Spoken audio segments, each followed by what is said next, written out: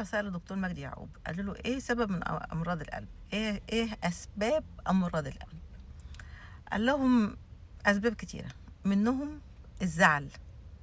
الزعل بيوجع القلب.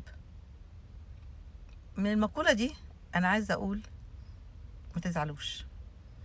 الناس اللي ممكن تزعلكم اعتزل ما يؤذيك. رقم واحد. الزعل ده بيعمل ايه؟ ده باب الامراض كلها: سكر، ضغط، وجع القلب، امراض القلب، الجلطات، هوشيموتو اللي بيجيب الغده.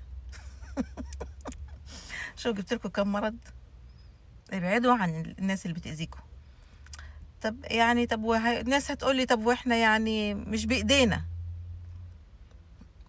مش بايدينا، بس احنا نحاول. الناس اللي ما بتعمل لكمش انبساط في حياتكم، فرح في حياتكم، قط سهله. الناس اللي انتوا ولا حاجه بالنسبه لهم، قط سهله. خليكوا بس مع الناس اللي بتحبكوا، الناس اللي بتقدركوا، الناس اللي بتقدر وجودكم في حياتها. غير كده اعتزل ما يؤذيك. حاولي تشغلي نفسك بحاجة تانية. الاونلاين بيزنس. كله يلف ويروح على الاونلاين بيزنس، علشان انا اكتشفت ان ده احسن حاجة انا عملتها.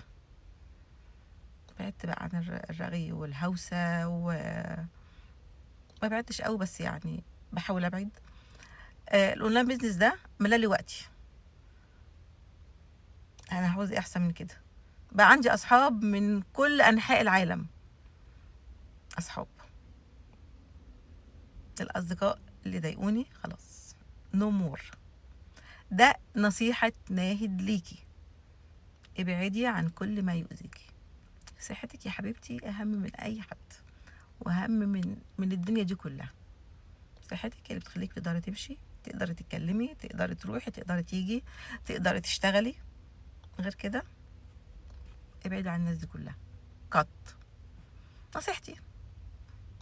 عايزين تعملوا بيها اوكي، مش عاوزين باي.